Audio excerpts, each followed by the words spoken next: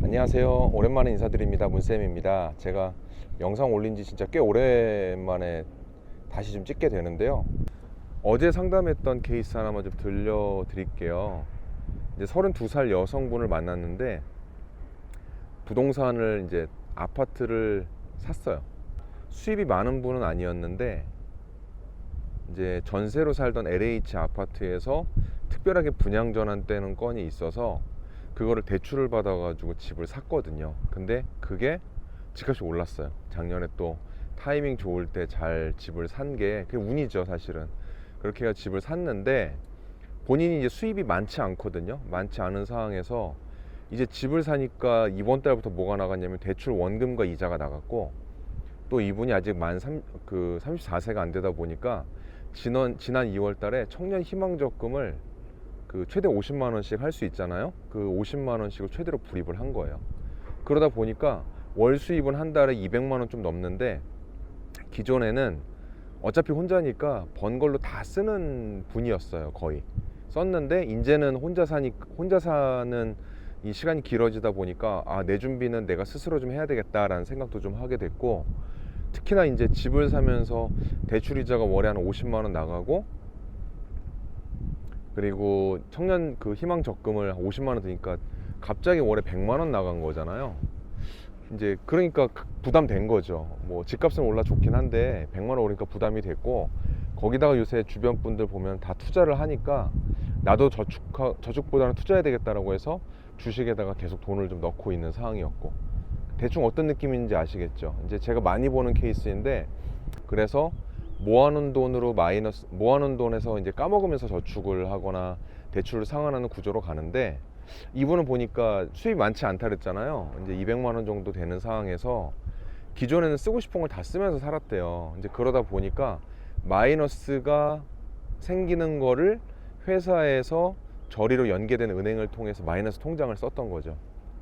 그러니까 이제 그 마이너스 통장 잔고는 점점 올라오고, 집을 사는 거에 대한 대출 금액도 올라오고, 이러다 보니까 저축도 잘하고 싶고, 그래서 어떻게 하면 좋을까요? 라는 이야기를 했어요.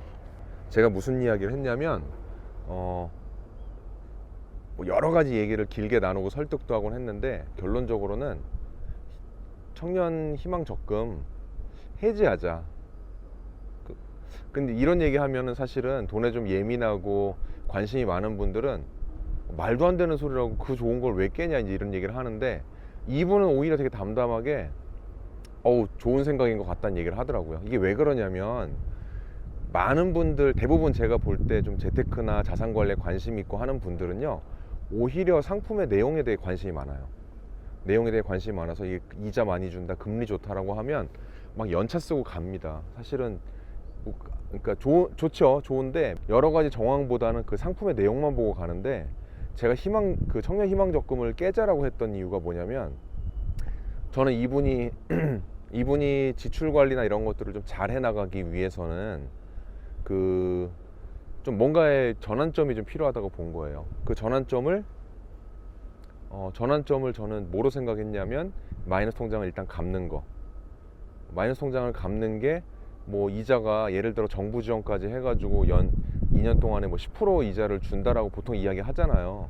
그게 아무리 좋아도 그 돈에 대한 기본적인 습관이 바뀌지 않으면 별로 의미가 없다. 왜냐면 그 이자 받으면 또 쓸 거거든요. 그래서 그런 부분에 대한 이야기를 했는데, 오히려 이분은 그거에 대한 이제 깊은 고민을 하지 않고 주변에서 하니까 했던지라 그거에 대해서 아주 좀 이제 동의를 하면서 좀 쉽게 넘어갔던 케이스였어요. 근데 추가로 뭔 얘기를 했냐면요, 이분이 마이너스 통장에서 빼가지고 지출하고 하는 게 좀 너무 습관화돼 있어요. 익숙한 거예요. 마이너스 통장 써보신 분들 알겠지만 처음에 기분 되게 안 좋거든요. 잔고가 마이너스로 가는 게. 근데 이 마이너스 잔고가 점점 커지면 무덤덤해져요. 무덤덤해지고, 굳이 이걸 내가 뭐 상환해야 되겠냐, 이제 이런 식으로 그냥 생각이 좀 바뀌는데, 제가 이분 얘기하니까 아차 싶었던 거예요. 그러고서 보니까 마이너스 통장만 쓰다 보니 당연히 예비자금, 유동성 자금이라고 하죠. 언제든지 쓸 수 있는 현금이 없죠. 왜냐하면 마이너스 통장에서 꺼내면 되니까. 그래서 제가, 이분은 뭐 이런 마이너스는 마이너스대로 가고 있고, 또 다른 주식이 좀 있었어요. 그래서 주식을 해지해서 한 200~300만 원 정도는 뭐 카뱅이나 이런 데다 넣어놓고 이 돈은 쓸 돈 아니다, 이 돈은 쓸 돈 아니니까 잘 보관해 놓고 대신에 남은 돈, 주식 팔고 남은 돈으로 마이너스 통장 갚고 청년 희망적금으로 이제 석 달 부었거든요. 그 150만 원도 갚고 하면서 마이너스 통장에서 우리 생활비 때문에 마이너스 된 거를 열심히 갚아보자. 그래가지고 그 갚는 과정이 쉽지 않을 텐데 갚고 나면 좋을 거다. 기분만 좋은 게 아니라 앞으로는 아, 내가 쓴 지출을 갚는 게 이렇게 어렵구나라고 하는 경험을 얻을 수 있을 거다라는 데 좀 동의가 돼서 그렇게 실행을 하기로 했고요. 이분하고는 제가 뭐 저축과 투자에 대한 이야기도 원래는 조금 하려는 계획이 있었지만 사실은 그게 중요하진 않았어요.